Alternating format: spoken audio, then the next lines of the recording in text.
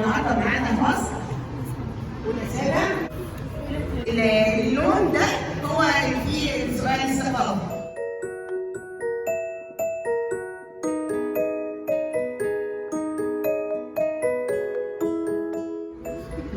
السؤال الاول: للنيل آثار إيجابية على الحضارة المصرية في المجال الاجتماعي من خلال دوره في تنشيط التجارة الخارجية، ولا تأثيره على التواصل بين المصريين، ولا دوره في تنوع المحاصيل الزراعية، ولا وجود الجنادل التي تحافظ على حدود مصر الجنوبية؟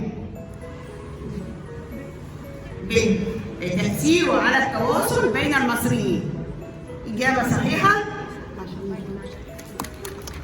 الكرة الأولى كانت يلا نهر النيل عند جمال حمدان لما قال إن النيل هو النهر الوحيد الذي بفضله تصبح مصر مدخل الوحيد لقلب إفريقيا. اقتصادي ولا سياسي ولا ديني ولا اجتماعي؟ ها؟ إجابة خاطئة.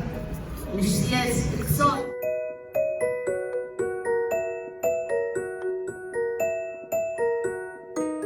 عاد نهر النيل على تحقيق التكامل والتكافل بين المصريين من خلال انحداره من الجنوب إلى الشمال، ولا اهتمام المصريين بالتواصل الحضاري، ولا توحيد الجهود لمواجهة الفيضان، ولا وجود الجنادل في مجراه؟ أول واحدة انحداره من الجنوب إلى الشمال. إجابة صحيحة. الصورة الثانية إيه مبدعة.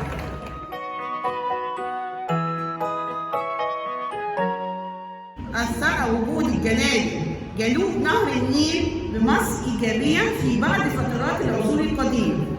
انتعاش حركة التجارة في الجنوب، ولا التواصل الحضاري بين مصر ووسط إفريقيا، ولا تحقيق الأمن القومي لمصر، ولا سهولة حركة التجارة الخارجية؟ الجنادل اللي موجودة في جنوب مصر ساعدت على إيه؟ على انتعاش حركة التجارة، ولا على التواصل الحضاري، ولا تحقيق الأمن القومي، ولا سهولة حركة التجارة؟ برافو. تحقق الأمن القومي يعني هتعود. إجابة صحيحة. إجابة صحيحة. طيب فاضل الاثنين ثقافي بقى.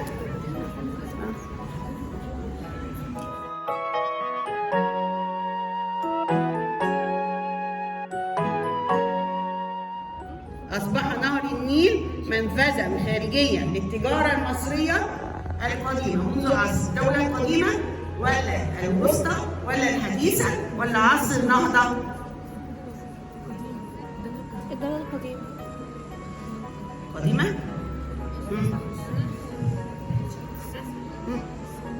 أهم كلام. 1 2 2.5 3 خلاص. الدولة الوسطى. ده الدولة الوسطى معروفة إن هي الاقتصاد والتجارة. تمام.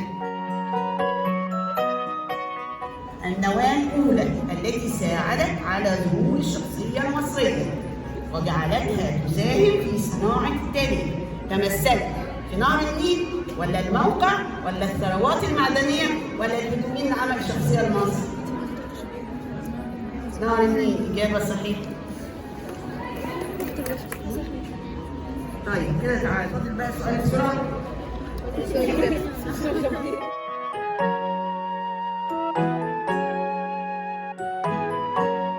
نتج عن فيضان نهر النيل توافر المادة الخام الأساسية لبعض الصناعات: الخشبية، ولا الزجاجية، ولا الحجرية، ولا الفخارية؟ فخارية. تنزل على كل سابع إجابة الفخارية. سابع سؤال أولى ثالث.